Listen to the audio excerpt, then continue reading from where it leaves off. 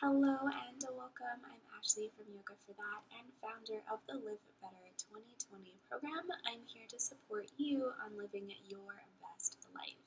If you're ready to live your best life, make sure to subscribe to my channel to receive all my future videos. This week I'm here to talk to you about procrastination. We all procrastinate in some way or another. But it feels so good to get things ticked off our to-do list. It feels so good to get things accomplished, so why do we put it off? If you struggle with procrastination and not getting things done that you want to get done, make sure to hit the thumbs up button below so I know how many of you are with me on this procrastination journey. Procrastination is so easy. There's so many distractions. We have Netflix, we hang out with our friends, with our family, sleeping, pretty much anything other than actually doing what's on our to-do list. So why? What are the things that prevent us from getting stuff done? Some of the things that stop me from getting things done that cause me to procrastinate are not knowing where to start. My to-do list gets longer and longer and longer, from professional to-do list at work, to my business to-do list, to my personal to-do list, to my wish list, all these things that I want to get done. I look at my list and I think, I don't even know where to start, so I'm not even going to bother, and I'll put on my favorite Netflix show, pick up a book, go for a run, go for a workout, go hang out, anything other than what I'm actually wanting to get done. I don't ask for help. A lot of things on my to-do list would be a lot easier to get done if I just asked for some help. So from home renovations to some things with my business that would be easier with a partner or just someone to help me out a little bit. It would be a lot easier to get some of the things done if I just asked for some help. Not planning accordingly. So some things on your to-do list are really easy to write down. Say you want to paint your bathroom. Easy to write down. Paint bathroom. 2 words, right? But that in itself takes a lot of planning, a lot of effort, probably quite a few trips to the home hardware store, especially if you're like me and don't exactly know what you're doing. Secret, I do have a husband who will do that for me, but if I was on my own or this was a project I was taking on for myself, I want to make sure to break that down. Putting things down on your to-do list that are only a couple words long but actually take up quite a few texts in themselves is something that holds us back from getting things done off of our to-do list.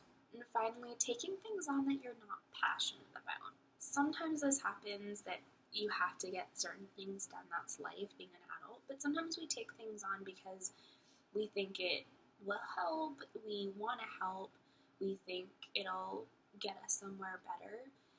For example, maybe you volunteer to bake cookies for your kids' school and you hate baking. So the thing that happens is you wait till the very last minute, 10 p.m. the night before the cookies are done. You're not a baker, so you don't have flour, butter, icing, any of that stuff. So now you have to make like a midnight run to the grocery store.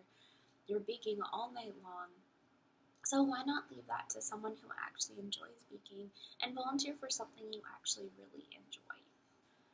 Did you identify with any of these reasons for procrastinating? I did. I made the list, but that's why I came up with them.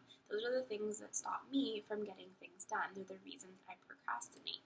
So what are some tools and tips that will help you get past the procrastination, will get past these little speed bumps in your day-to-day life? First is called eating the frog. So Mark Twain has a quote about, if you have a frog to eat it first thing in the morning. And if you have 2 frogs to eat the big frog first. This idea is getting those big things off your to-do list as soon as possible. For me, I get very easily distracted.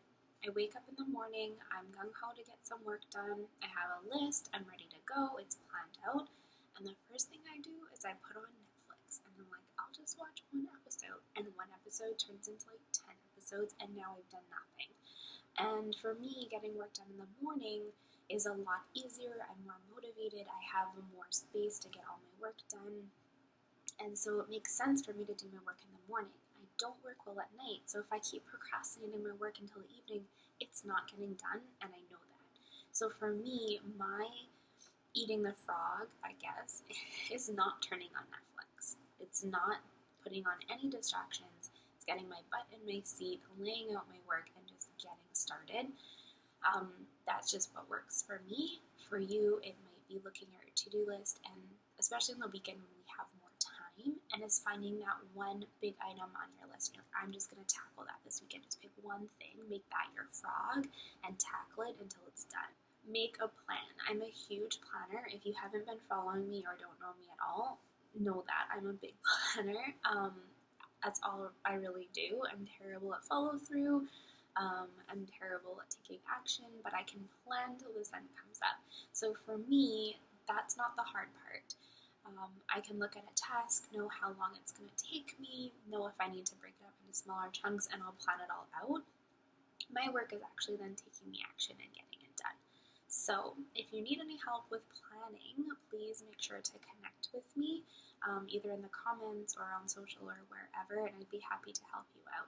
But having a plan in place, knowing what works for you, like I said, I get up early, I have a plan, I get to work, and I get going, and that's what works for me. So have a plan, whether it's breaking down a task over the week.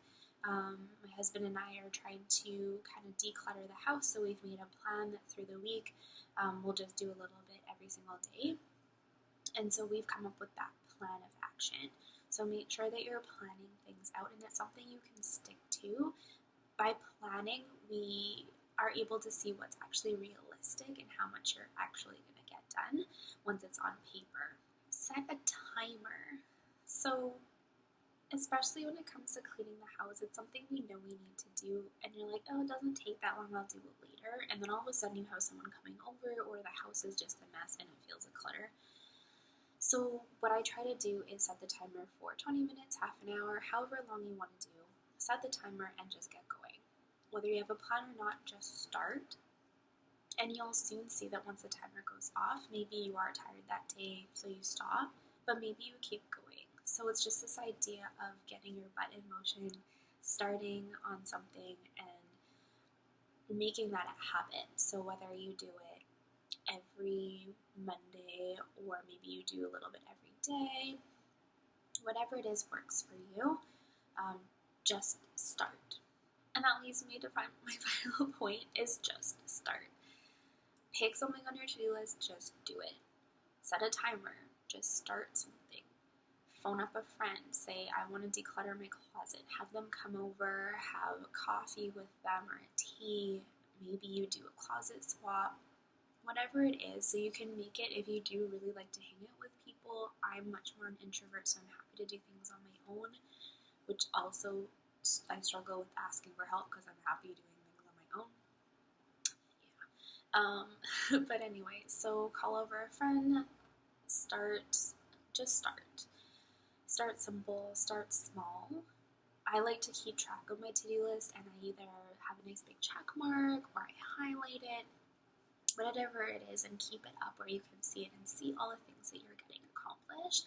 And maybe you treat yourself. So at the end of the week, you go for a nice walk with a coffee. Maybe you watch your favorite TV show once you're done, or you sit down and read or journal, whatever it is. Just make it something that isn't terrible, that you don't feel awful doing it, and focus more on how you feel when it's accomplished. So to wrap it all up, just start. Just pick something that you can get done. If you want, sometimes I like to start with the tiniest little thing.